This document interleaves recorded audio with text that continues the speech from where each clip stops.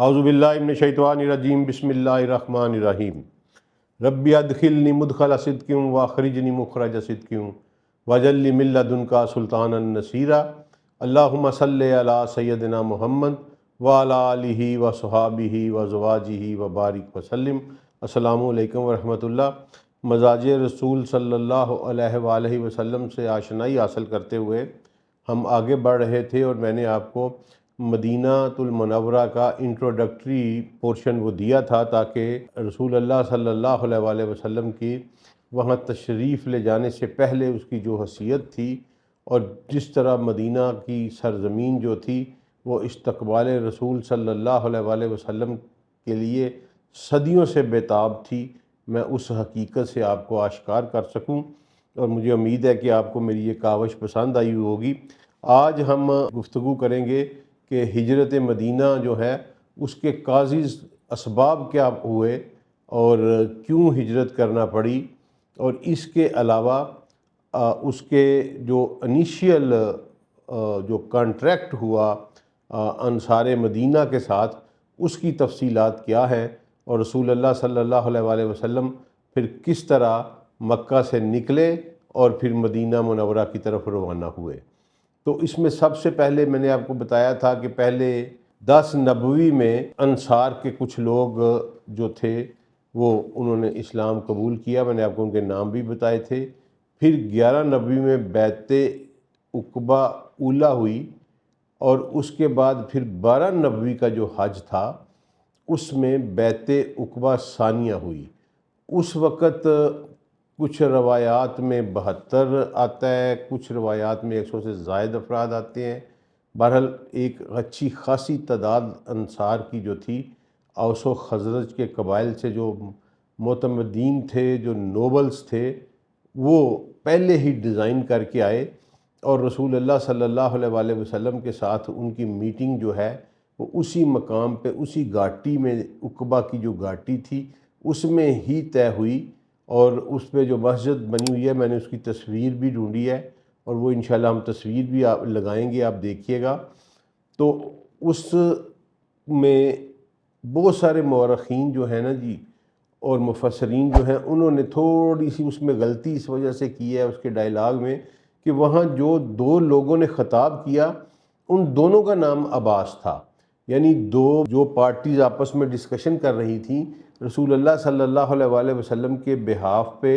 جناب عباس بن عبد المطلب نے خطاب کیا، اور انصار مدینہ کے بہاف کے اوپر جناب عباس بن عبادہ نے جو ہے وہ خطاب کیا۔ تو اس حوالے سے بہت سارے لوگ جو ہیں وہ ایمبیگوٹی کا شکار ہو جاتے ہیں، میں بالکل کلیئر پکچر آپ کو دوں گا۔ تو رسول اللہ صلی اللہ اب یہ تھا کہ جو انصار کا سمجھ لیں کہ وفد یا بہت سارے لوگ جو حج کے لیے آئے ہوئے تھے اوس و خزرج کے، وہ سارے کے سارے اس میں انوالو نہیں تھے اس پروسیس میں، اور نہ ہی سارے اسلام قبول کر چکے تھے۔ اس لیے یہ جو مسلمان ہو چکے تھے لوگ، جو دائرہ اسلام میں داخل ہو چکے تھے، انہوں نے اپنا معاملہ اپنے ساتھ آنے والے لوگوں سے بھی خفیہ رکھا ہوا تھا،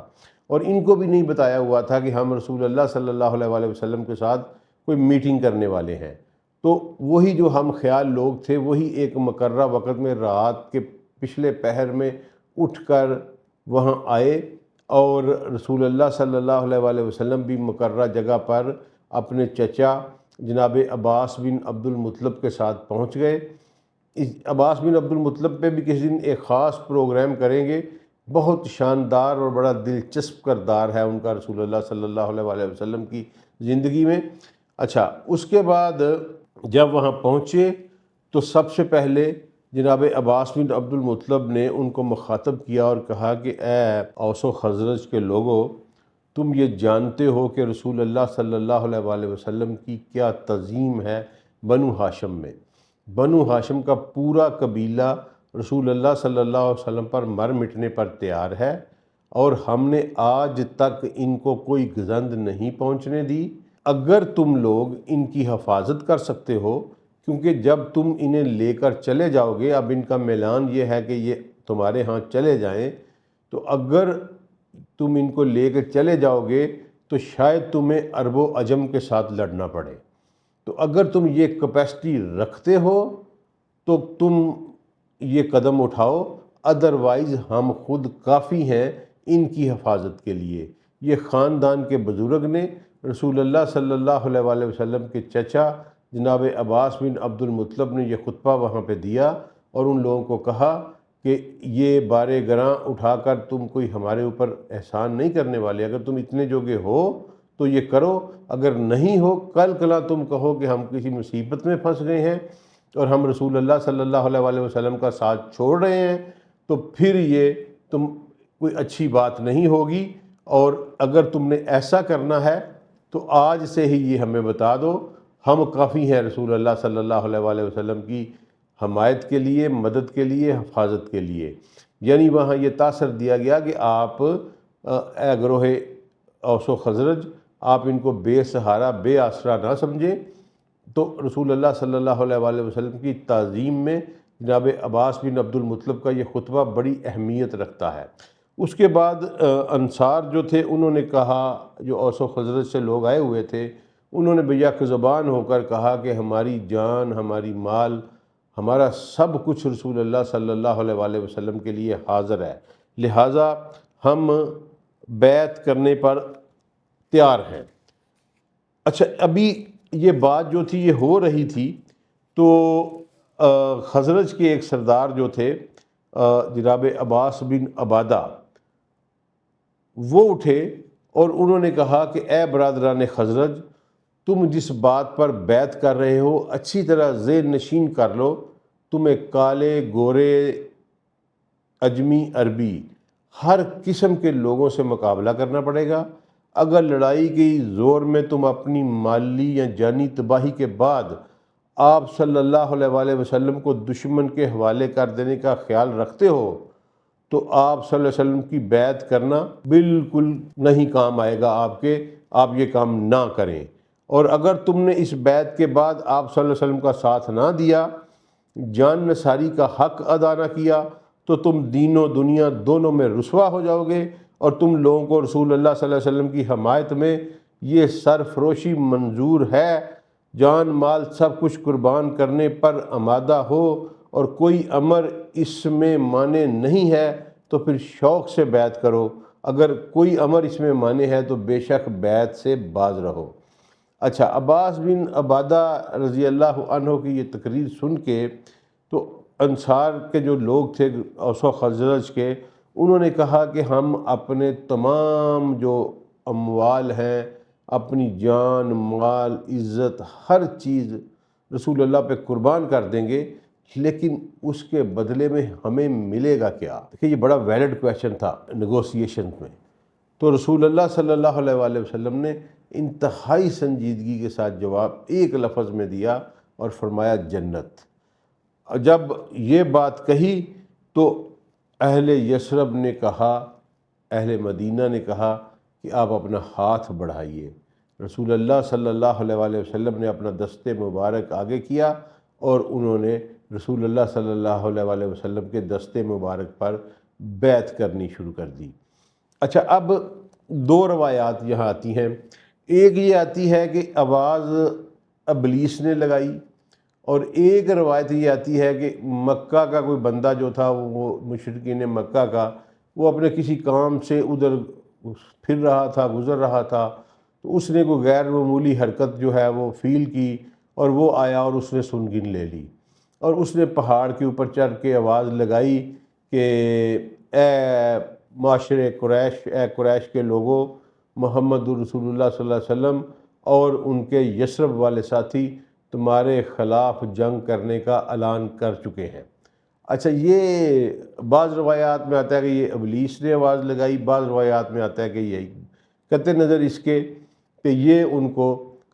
وہ مطلع ہو گئے اس کے اوپر۔ اب چونکہ سارے لوگ اسی وادی کے ارد گرد میں بیٹھے ہوئے تھے، خیمے لگائے ہوئے تھے، حج کا موسم تھا، تو یہ بات جو ہے نا ایک دم سے پھیل گئی۔ اب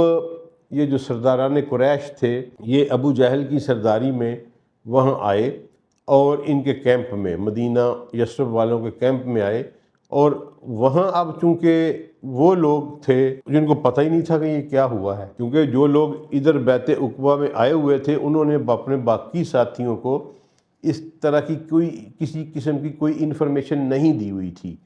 تو وہ آ کے پہلے ان کے ساتھ بڑا گرم سرد بولے۔ انہوں نے کہا بھائی ایسی کوئی بات ہی نہیں، نہ ہماری علم میں ہے کوئی ایسی بات۔ انہوں نے ان کو قسمیں دیں، حلف اٹھائے، انہوں نے کہا بھائی ایسی بات ہے ہی نہیں، تو باقی ان کو تو پتہ ہی نہیں تھا اس بات کا۔ تو یہ جو لوگ ہیں نا یہ مطمئن ہو کے چلے گئے۔ اب یہ بات جب پتہ چلی وہ لوگ جنہوں نے بیعت کر لی تھی، تو اس وقت ان لوگوں نے کہا کہ یا رسول اللہ صلی اللہ علیہ وسلم آپ ہمیں اجازت دیں، ہم ابھی ان کے ساتھ نپٹ لیتے ہیں۔ رسول اللہ صلی اللہ علیہ وآلہ وسلم نے کہا نہیں، میں ہر کام اللہ کے حکم سے کرتا ہوں،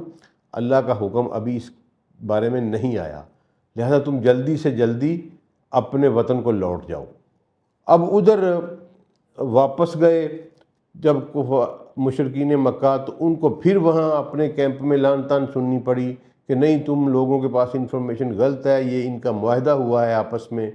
تو اسی شش و پنج میں تھے کہ وہ جو لوگ جنہوں نے بیعت کی تھی وہ انہوں نے وہاں سے اپنا سفر شروع کر دیا اور وہ نکل گئے۔ اچھا، اب انہوں نے ان کا تعاقب کیا، ان کو پتہ چل گیا کہ بھئی کچھ لوگ نکلے ہیں، کچھ ادھر ہے، اس کا مطلب ہے کوئی نہ کوئی میٹنگ ہوئی ہے، یا ان کو کہیں سے کنفرمیشن مل گئی۔ تو یہ انہوں نے ان کا تعاقب کیا اور جناب سعد بن عبادہ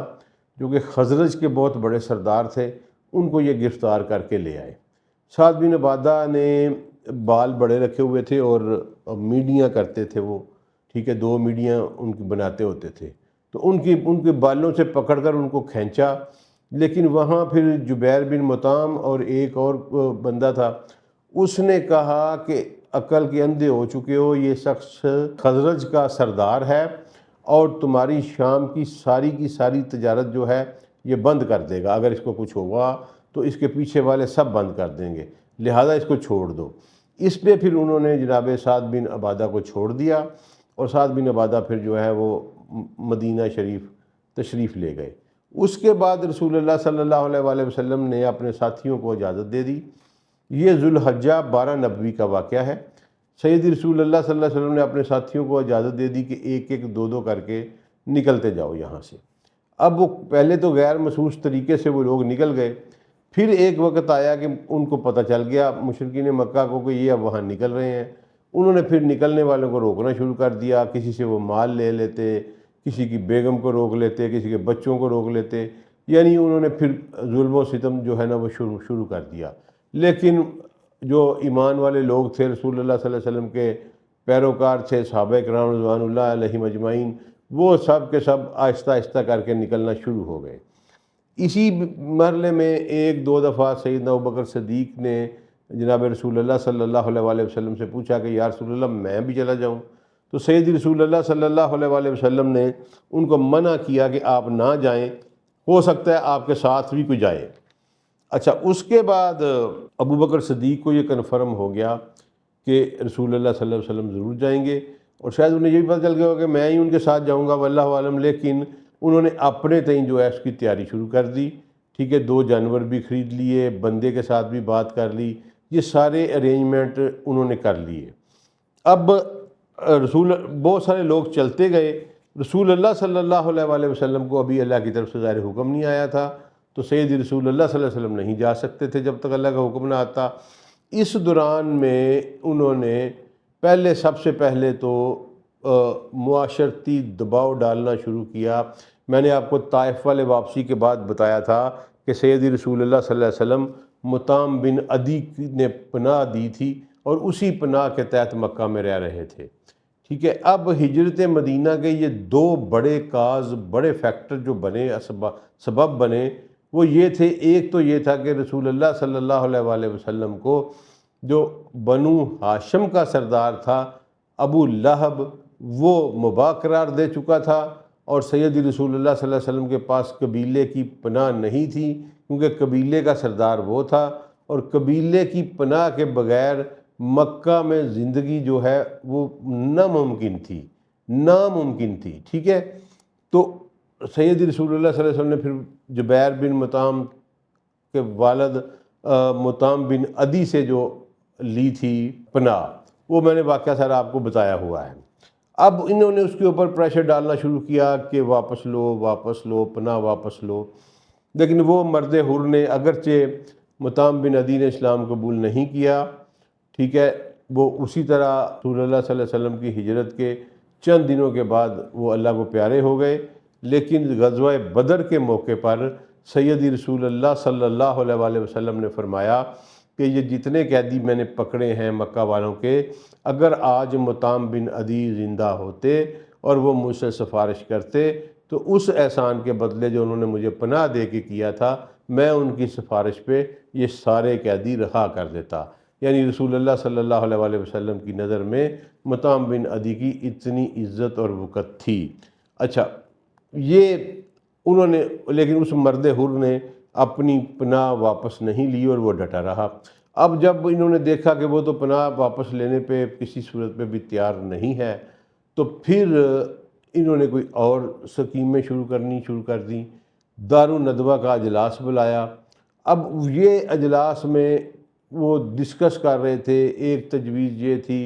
کہ رسول اللہ صلی اللہ علیہ وآلہ وسلم کو قید کر کے جو ہے وہ کسی غار میں رسیوں سے باندھ کے وہاں قید کر دیا جائے۔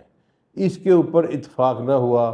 تو انہوں نے پھر دوسری تجویز دی کہ ہم ایسا کرتے ہیں کہ رسول اللہ صلی اللہ علیہ وسلم کو مکہ سے نکال دیتے ہیں، جہاں مرضی جائیں لیکن مکہ میں نہ آئیں۔ اس پہ بھی جو ہاکس قسم کے لوگ تھے انہوں نے کہنا شروع کر دیا کہ دیکھیں جی، آپ نکالیں گے، وہ وہاں جا کے اطاعت کر لیں گے یثرب والوں کے ساتھ، اور پھر یہ ہمارے اوپر اٹیک کریں گے۔ اچھا، یہ تجویز ابھی اس پہ ڈسکشن چل رہی تھی، دارالندوہ کا اجلاس ہو رہا تھا کہ ایک دم سے دارالندوہ میں ایک ضعیف بوڑھا سفید داڑھی والا جو ہے، سفید کپڑے سفید داڑھی میں ملبوس، وہ داخل ہوا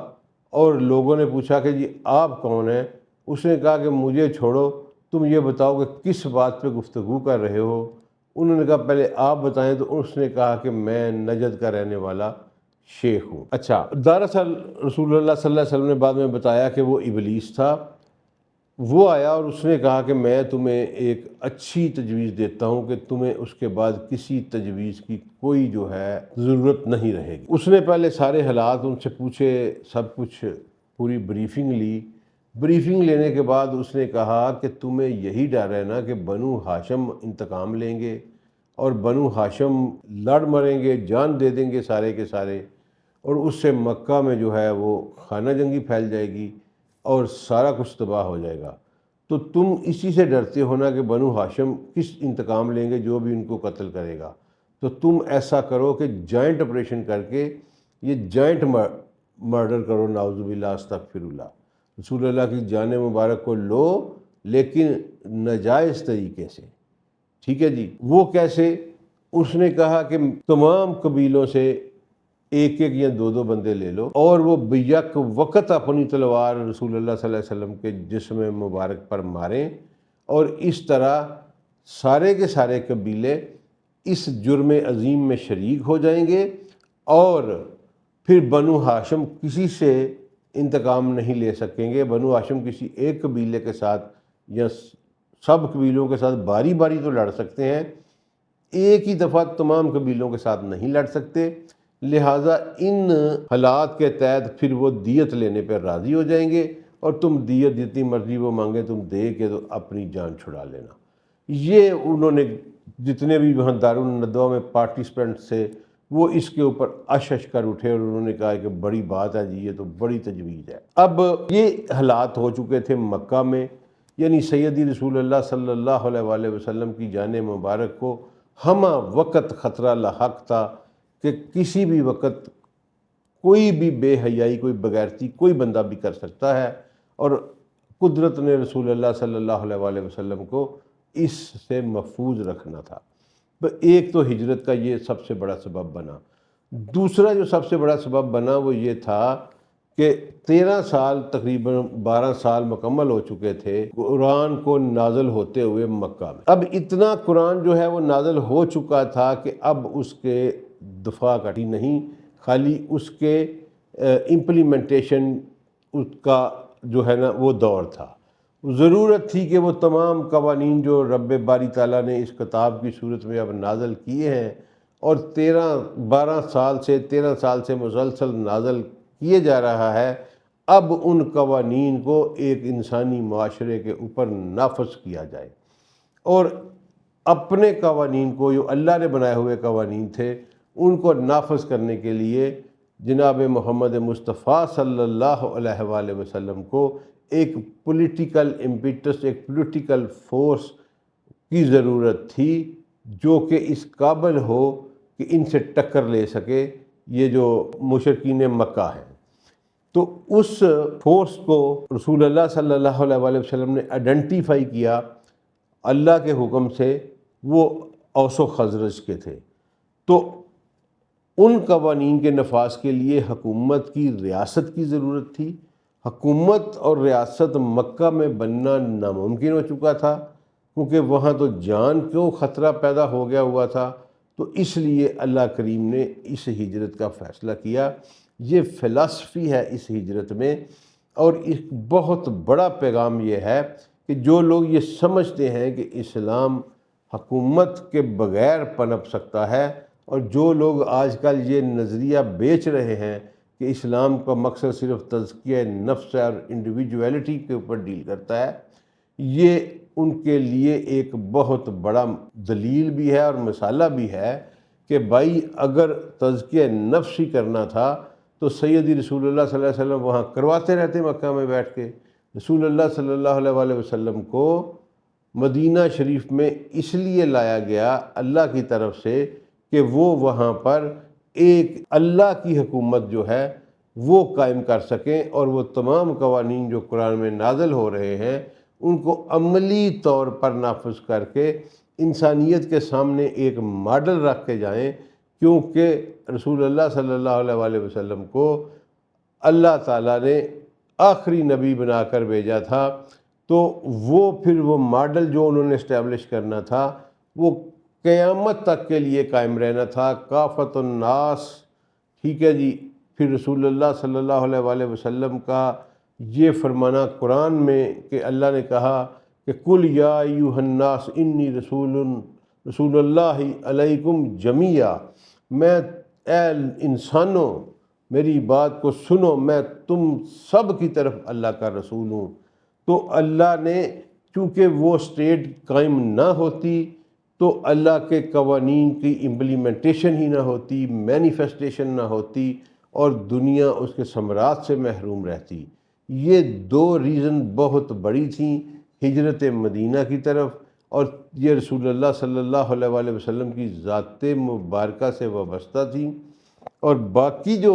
ذیلی ہیں کہ پھر وہ رسول اللہ صلی اللہ علیہ وسلم کے فالورز کو تنگ کر رہے تھے، ان پر تشدد کر رہے تھے، جو ماڑا بندہ دیکھتے تھے ان پر تشدد کرتے تھے، جو تگڑا بندہ تھا وہ اس کو یا کسی کی پناہ میں رہنا پڑتا تھا یا پیسے دینے پڑتے تھے، لائک وائز اپنی فل بدمعاشی کے اوپر اترے ہوئے تھے وہ، اور اسلام کا پنپنا پاسیبل نہیں رہا تھا۔ یہ دو پرائم فیکٹر ہے جس کی وجہ سے ہجرت مدینہ کا حکم دیا گیا رسول اللہ صلی اللہ علیہ وآلہ وسلم کو، اور رسول اللہ صلی اللہ علیہ وآلہ وسلم جس رات حکم دیا گیا آپ نے جناب علی مولا علیہ السلام کو اپنے بستر مبارک پر لٹایا اور فرمایا کہ میری ہی چادر اوڑھ لو، تاکہ جب وہ دیکھیں دور سے تو یہی سمجھیں کہ محمد مصطفیٰ صلی اللہ علیہ وآلہ وسلم سو رہے ہیں۔ اچھا، اس کے بعد انہوں نے باہر آ کے اسی تجویز کے تحت جو ابلیس نے وہ تجویز دی تھی، اسی تجویز کے تحت انہوں نے آ کے باہر جو ہے نا جی وہ پیرا لگا لیا، اور وہاں ابو لہب نے ایک کردار پلے کیا۔ بیسیکلی وہ رسول اللہ صلی اللہ علیہ وسلم کا بہت بڑا دشمن تھا، لیکن یہاں آ کے نا وہ تھوڑی سی غیرت کھا گیا۔ اس نے کہا جی کہ میرا اور تمہارا معاہدہ ہوا ہے صرف محمد مصطفیٰ صلی اللہ علیہ وآلہ وسلم کی جان کو مباح قرار دینے والا، اگر کوئی ایک اور بندہ بھی ان کے علاوہ اس کو کچھ ہو گیا یا وہ مر گیا تو میں تم سب کے ساتھ لڑائی کروں گا اور مکے میں خون کی ندیاں بہا دوں گا۔ یہ اس جو چول ترین دشمن تھا اسلام کا، رسول اللہ صلی اللہ علیہ وسلم کا، اس نے خاندانی حمیت میں یہ بات کہی کہ میں نے اگر دیکھ لیا تو پھر نہیں چھوڑا جائے گا۔ اچھا، اس کے بعد سیدی رسول اللہ صلی اللہ علیہ وآلہ وسلم نے ابو بکر صدیق کے جب مولا علی کو بستر کے اوپر لٹا لیا تو آپ نے خاموشی کے ساتھ وہاں سے نکلے اور وہ گھیرا ڈال کے رسول اللہ صلی اللہ علیہ وسلم کے دروازے مبارک کے اوپر گلی میں دونوں سائڈوں پہ ننگی تلواریں لے کے کھڑے ہوئے تھے، اور سیدی رسول اللہ صلی اللہ علیہ وآلہ وسلم ان کے سروں کے اوپر مٹی ڈالتے جو ہیں وہ گزر گئے اور چلے گئے، اور جناب ابوبکر صدیق رضی اللہ تعالیٰ عنہ کے گھر گئے، اور وہاں سے پھر وہ دونوں ایز پر پری پلاننگ جو بھی تھی وہ غار ثور میں چلے گئے۔ غار ثور کا جو ہے نا جی تھوڑا سا تعارف میں آپ کو پیش کرتا ہوں، اس کا محل وقوع وغیرہ اور وہ اس کا کیا ڈیزائن کیا ہے، تو اس میں پھر آپ کو پتہ چلے گا کہ یہ جو ہے کتنی چھوٹی لیکن مقدس جگہ ہے، اور اس جگہ سے کیا کیا قسم کی جو ہیں وہ نہیں ہوئیں، دلیلیں جو ہیں وہ پیدا نہیں ہوئیں۔ اچھا جی، ثور جو ہے نا جی اس کی تصویر بھی ہم لگائیں گے۔ یہ سارے مکہ شہر جو مین ٹاؤن ہے، کعبہ کا جس کو مسجد الحرام کو جو سینٹر لیا جاتا ہے، وہاں سے تقریباً 4.5 کلومیٹر ساؤتھ کی جانب یہ واقع ہے، جنوب کی طرف، اور اس کے اوپر جو ہے وہ ایک غار ہے، اور اس جو پہاڑ ہے اس کی بلندی 759 میٹر ہے، اور یہ جبل نور جو ہے جس پہ اوپر غار حرا ہے یہ اس سے 120 میٹر اونچا ہے۔ ٹھیک ہے، اللہ تعالیٰ نے مجھے مہربانی کی ہوئی ہے کہ میں نے جبل النور یعنی غار حرا پہ متعدد دفعہ جو ہے وہ چڑھا ہوا ہوں، گیا ہوا ہوں، اور ایک دفعہ تو اللہ نے بڑی یونیک سعادت بھی دی تھی۔ ایکچول جبل نور میں جب آپ غار حرا پہ پہنچتے ہیں تو ایک ایسا شاندار قدرتی انتظام ہوا ہے کہ وہ اگر لوگوں نے دیکھا ہوا ہے تو وہ میرے ساتھ اتفاق کریں گے کہ غار ہے، ٹھیک ہے جی، غار کے اندر بالکل پلین جگہ ہے جہاں بندہ بیٹھ سکتا ہے اور ایک بندہ لیٹ بھی سکتا ہے، ٹھیک ہے جی، پورا بندہ لیٹ بھی سکتا ہے، اور پھر غار سے باہر چھوٹا سا سین ہے ایک باقاعدہ، ٹھیک ہے، کہ یہی نہیں کہ بس غار میں ہی بیٹھ رہے، آپ باہر سین میں بھی بیٹھ سکتے ہیں۔ تو یہ پورا وہاں پہنچ کے تو ایسے لگتا ہے کہ یہ پوری کی پوری جو ہے نا جی یہ ارینجمنٹ اللہ تعالیٰ نے باقاعدہ پتہ نہیں کتنی صدیوں سے سجا کے رکھی ہوئی تھی، اور پتھر اس ترتیب سے پہاڑ جڑا ہوا ہے، کٹا ہوا ہے کہ ذرا بھی شائبہ نہیں ہوتا کہ یہ پلاننگ کے تحت نہیں بنایا گیا۔ اللہ نے اس کو پلاننگ کے تحت بنایا ہے، غار کے بعد چھوٹا دانہ ہے، دانے کے بعد چھوٹا سا سین ہے، اور اتنا چھوٹا بھی نہیں ہے، یعنی وہاں کو 20-25 افراد جو ہیں وہ نماز پڑھ سکتے ہیں، دو ڈھائی صفیں بن جاتی ہیں وہاں 8-8 10-10 لوگوں کی۔ تو یہ اس طرح ایک چھوٹا سا سین ہے۔ تو ایک دفعہ ہم وہاں گئے تو بہت زیادہ رش تھا، اور چونکہ سعودی گورنمنٹ اوپر مینیج ہی نہیں کرتی، اب شاید انہوں نے سنا ہے کہ وہ چیئر لفٹ وغیرہ کا منصوبہ بنایا اس کے اوپر، تو شاید وہ چل بھی پڑا ہے یا ابھی چلنے والا ہے، نیئر ٹو کمپلیشن تھا۔ تو اس وقت تو بالکل اس پہ توجہ نہیں دیتے تھے اور کوئی مینیج نہیں کرتے تھے، کوئی ان کی لینڈ آرڈر والا، کوئی ڈسپلن قائم رکھنے والا بندہ نہیں ادھر ہوتا تھا۔ تو ہم جب وہاں پہنچے تو بڑا ایکسٹریم رش تھا اور دھکم پیل کا عالم تھا، اور اندر والا جو سین جو ہے وہ پیک تھا، باہر لوگ، اس میں 2 راستے ہیں، ایک تو ایسے پہاڑی کے اوپر سے ایسے گھوم کے چڑھ کے پھر نیچے آنا پڑتا ہے، اور ایک جو ہے وہ آپ سمجھیں کہ بکری کے سٹائل میں چھوٹی سی سرنگ ہے، اس میں سے گزر کے تو آگے پہنچ جاتے ہیں، اور دونوں راستے جو تھے وہ بلاک تھے۔ تو میرے ساتھ جو دوست تھا تو اس نے مجھے کہا کہ یار اللہ تمہیں نا ادھر اس لیے لے کے آیا کہ تم پبلک ایڈمنسٹریشن کے بندے ہو، تو اب یہاں نا تم کمانڈ سنبھال لو۔ تو میں نے وہاں 1-2 اور بندوں سے بات کی، 4-5 بندوں کی ہماری ٹیم بن گئی۔ تو ہم نے جناب وہ کچھ صبح 9 ساڑھے 9 بجے کا ٹائم تھا، ہم نے وہاں لوگوں کو مینیج کیا، لوگوں کی لائنیں سیدھی کرائیں، اور ایک سسٹم بنایا کہ اس طرف سے آئے گا سلام کر کے، ایک وقت میں 10 بندے انٹر ہوں گے، باری 2 بندے جو ہیں وہ غار میں نفل پڑھیں گے، پورا سسٹم بنا کے تو ہم نے اس کو مینیج کرنا شروع کر دیا۔ 5 بندے ہم ڈیفرنٹ جگہوں پہ ڈیوٹی پہ شروع ہو گئے، اور ہم سارا دن پھر وہ اس کو مینیج کرتے رہے۔ تو اس دن پھر وہاں پر لوگوں نے کہا کہ جی ظہر کی اذان، میں نے پھر ظہر کی اذان دی غار حرا پہ کھڑے ہو کے، اور پھر ظہر کی جماعت بھی میں نے ہی کرائی ادھر۔ تو یہ میرے اللہ نے میرے رسول صلی اللہ علیہ وسلم کے صدقے میں میرے پہ انعام کیا ہوا ہے۔ اسی طرح غار ثور میں بھی میں گیا ہوا ہوں۔ تو غار ثور تھوڑا سا اونچا ہے، اور اوپر والی اس کی جو ٹاپ کی چڑھائی ہے وہ بالکل سٹیپ ہو جاتی ہے، بہت اس طرح بڑا سٹیپ اینگل بن جاتا ہے، اور بڑی ڈیفیکلٹ چڑھائی ہے۔ تو اس وقت ہم بھی جو تھے، میں جب وہاں گیا تھا تو میری ایج آلموسٹ کوئی تقریباً 32-33 ایئر تھی، تو ہم بھی سیدھے کھڑے ہو کے نہیں چڑھ سکے تھے، ہم جتنے بھی دوست تھے، ہم بھی پھر اس کو کرال کر کے ہم نے آخری چڑھائی کو کرال کر کے پورا کیا تھا۔ اور یہی پھر آتا تھا کہ ہمارے رسول صلی اللہ علیہ وسلم اور پھر ابو بکر صدیق جو ان کو اپنے کندھوں پہ بٹھا کے اوپر لے کے گئے تھے آخری چڑھائی، انہوں نے سیدی کو کندھوں پہ بٹھا کے چڑھائی تھی، وہ کیا منظر ہوگا، کیا وہ چیزیں ہوں گی۔ تو رسول اللہ صلی اللہ علیہ وسلم وہاں تشریف فرما ہو گئے، اور غار ثور میں بالکل لوگ وہاں، انہوں نے چونکہ ڈھونڈنا شروع کر دیا تھا، تو ان کا ایک بندہ جو ہے نا جی، وہاں ان کا ایک کمیٹی، ایک قافلہ یا ایک گروپ ان کا وہاں پہنچ گیا۔ تو اس وہاں ایک چرواہا جو ہے نا وہ بکریاں چرا رہا تھا۔ تو اس نے پوچھا بندوں نے کہ اس چرواہے سے کہ تم نے یہاں کوئی 2 بندے تو نہیں دیکھے؟ تو اس نے کہا کہ میں نے ادھر تو نہیں دیکھے، اوپر غار میں نہ ہوں۔ اچھا، وہ ابوبکر صدیق کہتے ہیں کہ جب میں نے چرواہے کے منہ سے یہ سنا تو میری تو سٹی گم ہو گئی، اور ابوبکر صدیق واقعی بہت پریشان ہو گئے۔ تو ایک بندہ انہوں نے اوپر بھیجا، میں نے آپ کو بتایا نا کہ اینڈ والی چڑھائی جو ہے وہ بالکل ایسے سٹیپ ہے، تو انہوں نے ایک بندے کو اوپر دیکھ کے آؤ۔ اچھا، وہ گیا اور اس نے دیکھا کہ جناب اب وہ دیکھے اللہ تعالیٰ نے وہاں کیا کیا۔ یہ میرے اللہ نے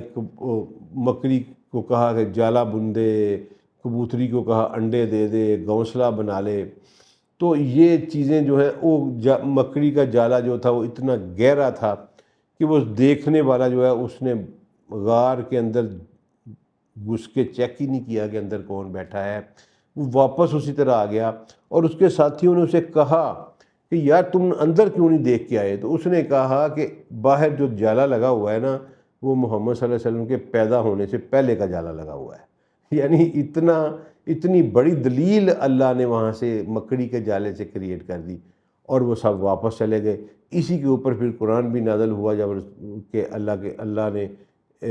قرآن میں بتایا کہ جب آپ اپنے ساتھی کو، اپنے صحابی کو یہ کہہ رہے تھے کہ غم نہ کر، اللہ ہمارے ساتھ ہے، تو اس پہ ہم جب پڑھیں گے انشاءاللہ قرآن تو میں آپ کو بڑی تفصیلی بیان کروں گا۔ تو یہ پھر 3 دن وہاں رہے، ٹھیک ہے۔ اس کا ایک ارینجمنٹ انہوں نے پہلے ہی کیا ہوا تھا، جو ان کا غلام تھا ابوبکر صدیق کا، عامر بن فہیرہ، وہ بکریاں چراتے چراتے، ٹھیک ہے، بغیر کسی کو،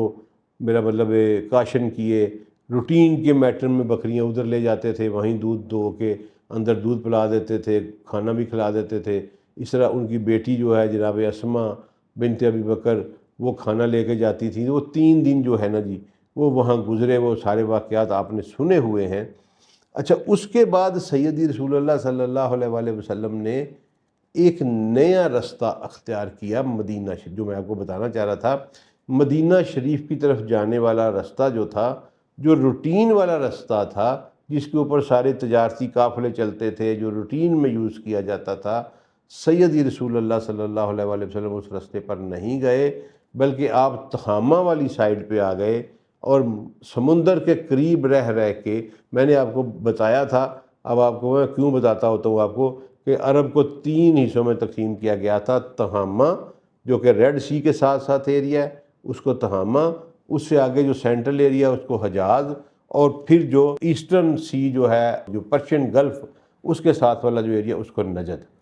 تو یہ 3 حصوں میں ڈیوائیڈ تھا۔ تو رسول اللہ، یہ تہامہ